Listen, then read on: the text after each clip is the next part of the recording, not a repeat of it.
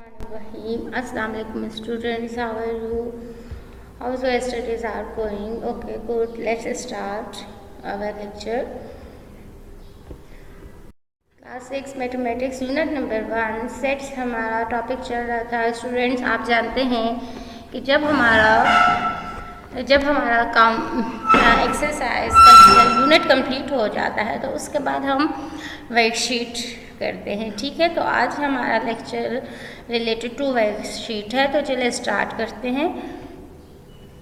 ये आपका वर्कशीट है, फ्रंट पेज है। ये वाली वर्कशीट आप सबके पास होनी चाहिए, क्लास 6। ठीक है, वर्कबुक, ये इसके कंटेंट्स हैं और आज हम सेट्स का चैप्टर करेंगे। तो स्टार्ट। ओके स्टूडेंट, अब हम स्टार्ट करते हैं अपनी वर्कशीट। क्वेश्चन नंबर 1 है, fill in the blanks. 1 2 is the form of set. Okay, हमने कितनी फॉर्म पढ़ी है सेट्स की? 2 फॉर्म्स हैं। एक कौन सी है? डिस्क्रिप्टिव फॉर्म, और दूसरी कौन सी है? Set builder.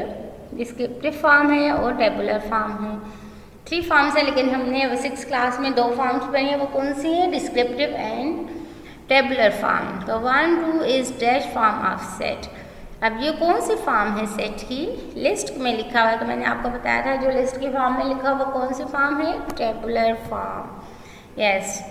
0 is 1 member. 0 is, ये set is 1 member. This set is called. Okay, जिस सेट में सिर्फ एक एलिमेंट होता है या एक मेंबर होता है वो क्या कहलाता है?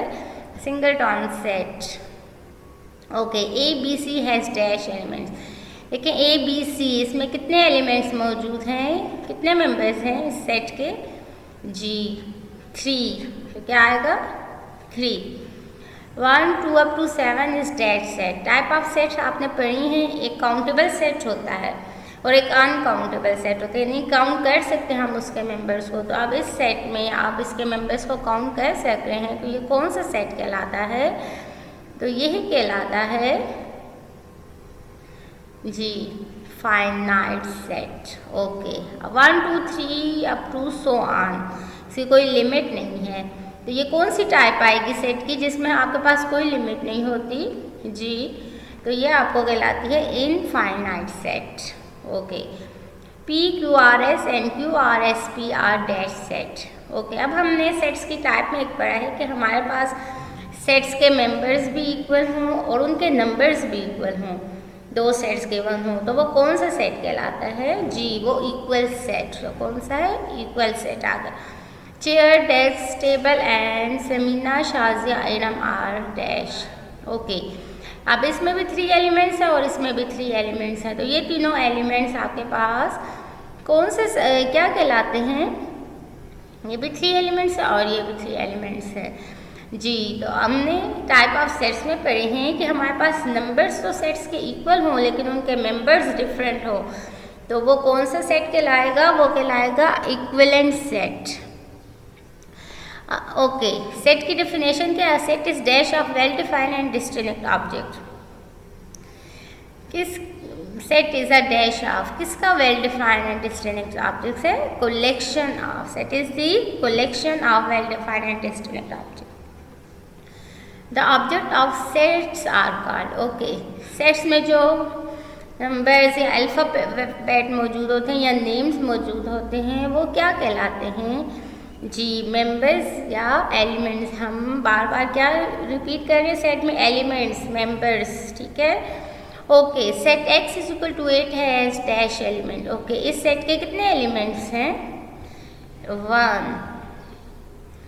X is a member of P is written in symbolical form as। Okay, symbols हम कैसे यूज़ करते हैं? अगर हम कहें कि X मेंबर है P का, यानी कि P के सेट में X मौजूद है।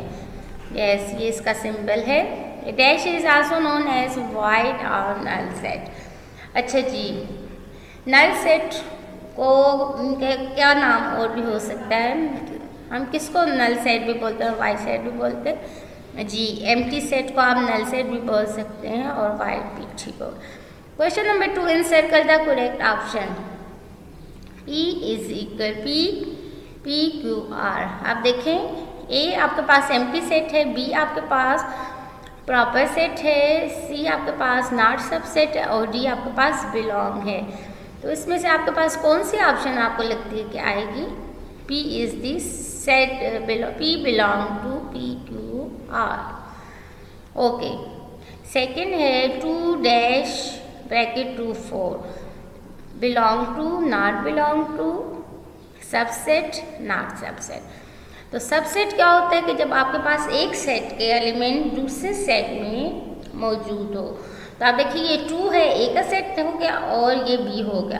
तो अब 2 बी के सेट में मौजूद है तो वो कौन से एलिमेंट फिर हम क्या कहते हैं? 2 इज सबसेट ऑफ बी। तो कौन सा ऑप्शन आएगा? सी।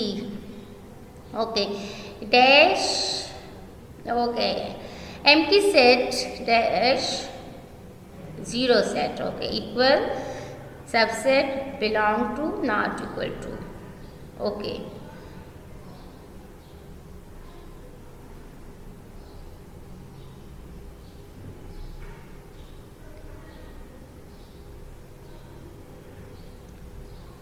तो आपके पास ऑप्शन आ जाएगा डी, एम्प्टी सेट इक्वल नहीं है इसके, ठीक है। ये एम्प्टी सेट है, इसमें कोई मेंबर नहीं है और इसका एक मेंबर है। तो आपके पास ये क्या आ गया? नॉट इक्वल टू, इक्वल भी नहीं है, सबसेट भी नहीं है और बिलोंग भी नहीं है। आपके पास क्या है? Not equal. ओके, 4 है a set which has no element is called superset, empty set, power set, subset। Okay, जिस सेट में कोई एलिमेंट्स मौजूद ना हो वो कौन सा सेट कहलाता है? इन 4 टाइप में से जी, empty set. Empty set, a set can be written in dash form 2 3 4 1। कितनी फॉर्म सेट्स की? 3 फॉर्म। हम 3 फॉर्म लिखते हैं सेट की। एम्प्टी सेट भी कैन बी रिटन एज, इस तरीके से, या आप इस तरह लिख लेते हैं सिंपल, या दोनों, या ये थर्ड आपके पास 0। तो कौन सा वाला आपके पास ठीक है? एम्प्टी सेट के लिए हम ये भी यूज़ करते हैं, ये भी यूज़ करते हैं। तो हमारे पास ऑप्शन क्या आ जाएगा? C. Okay, power set is a dash set, empty, proper, singleton, 8 elements. Okay, तो पेशावर इस सेट में कितने एलिमेंट मौजूद है? 1 एलिमेंट। तो जब एक एलिमेंट सेट में मौजूद हो तो वो क्या, कौन सा सेट कहलाता है? वो कहलाता है singleton set. A is equal to 1 2 3 up to so on has dash set. अच्छा जी, ये देखिए 3 एलिमेंट्स है इसके, फाइनाइट सेट है, इनफाइनाइट सेट है या एम्प्टी सेट है। तो ये कौन सा सेट है? हमने को टाइप ऑफ सेट्स पढ़ी है जिसमें हमारे पास अनकाउंटेबल मेंबर्स हो तो वो क्या कहलाता है? जी, इनफाइनाइट सेट कहलाता है। 9 है 0 1 and A B are dash set, equivalent sets, finite set, subset, empty set. Okay, अब हमने टाइप पढ़ी है जिसमें हमारे पास दोनों मेंबर्स के नंबर सेम हैं, दोनों सेट्स के नंबर सेम है लेकिन मेंबर्स डिफरेंट है। तो वो क्या है? कौन सा सेट कहलाता है? वो इक्विवेलेंट सेट कहलाता है। तो यहाँ पे क्या आ जाएगा? ए, इसकी ऑप्शन आ जाएगी ए। ओके जी, अब हमारे पास matched column A, column B and right the correct answer in column C. A is member of P, ठीक है। तो इसको हम सिंबॉलिकली कैसे डिनोट करते हैं? बी के कॉलम में हमारे पास क्या आ जाएगा? बी के कॉलम में आपके पास क्या आ जाएगा? A is member of P, days in a week. Okay, यहाँ देखिए कॉलम बी में डेज इन अ वीक कौन से हैं? ये फर्स्ट पे मंडे ट्यूसडे। तो डेज इन अ वीक्स किससे आप मैच कर लेंगे कॉलम बी में? इससे। Okay, B does not belong to C. अच्छा जी, बी सी से बिलोंग नहीं करता। तो ये कौन से सिंबल से आपने इसको डिनोट किया डज नॉट बिलोंग को? तो इसमें बी में क्या आ जाएगा? B does not belong to C. 0 1 2, ठीक है, ये सेट है। अब इनमें से ये किस सेट से मैच करते हैं? देखिए ये भी 0 1 2 है।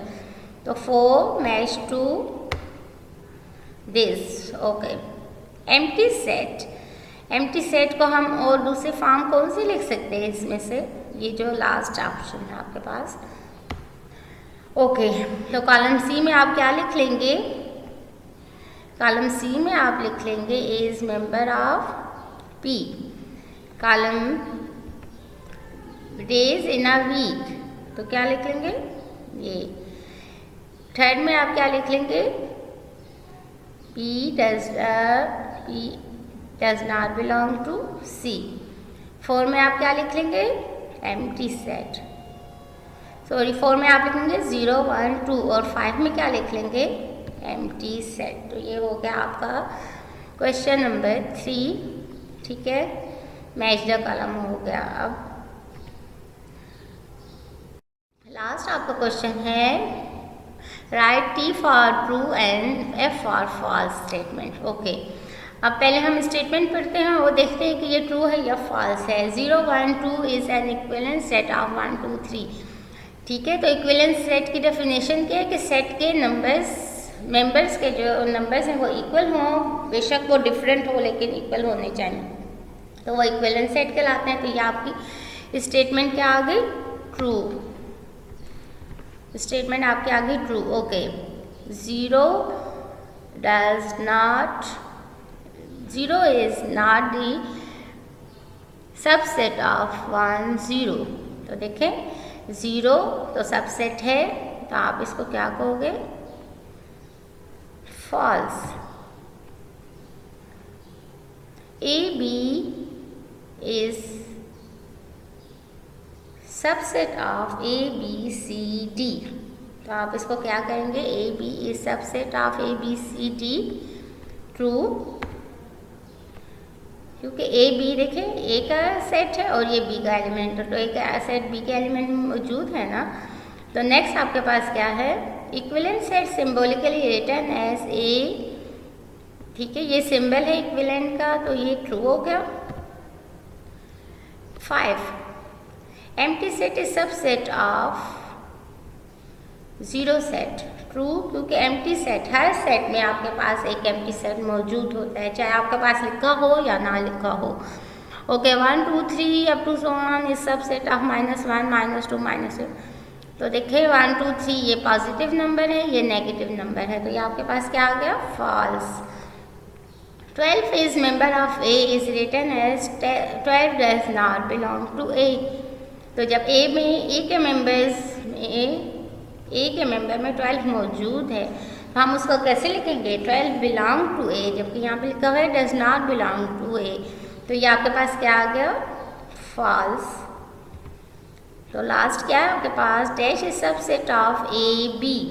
ठीक है, empty set is the subset of AB। का मैंने आपको बताया कि हर सेट का एक एम्प्टी सेट होता है, हर सेट में एम्प्टी सेट उसका सबसेट होता है, चाहे उसमें मौजूद हो या ना हो। तो ये आपके पास क्या आ गया? ट्रू। तो इस तरीके से ये आपकी वर्कशीट डन हो गई। तो kindly do your worksheet and do practice of all unit and also worksheet. Okay, thank you student, best of luck.